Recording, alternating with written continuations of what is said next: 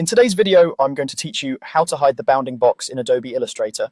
If the blue frame and corner handles that pop up around your selected objects are getting in the way of precise edits, this quick adjustment will give you a cleaner, distraction-free view while you work. Here's what we're doing and why it matters. The bounding box is the rectangular frame that appears when you select shapes, text, or images.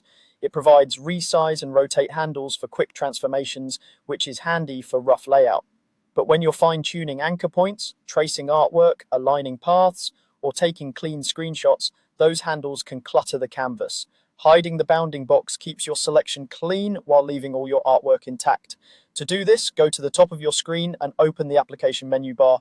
Click View to open the View menu, then choose Hide Bounding Box. The moment you select that command, the rectangular frame and its corner and side handles will disappear from selected objects.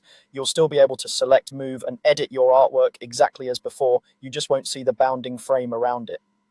What changes in practice? Without the bounding box, you won't have the quick drag handles for scaling or rotating directly from the selection. Instead, you'll rely on tools or numeric inputs when you need precise transforms. Many designers prefer this mode when editing with the direct selection tool, adjusting anchor points, or snapping paths, because the view is less crowded and it's easier to see the true edges and curves of your shapes. You'll know the setting is active because selecting an object no longer shows the bounding frame. This visual change doesn't modify your file, affect your layers, or alter how your artwork exports or prints. It's simply a display preference that streamlines what you see on screen. If you notice the Hide Bounding Box command is grayed out, that typically means it's already hidden.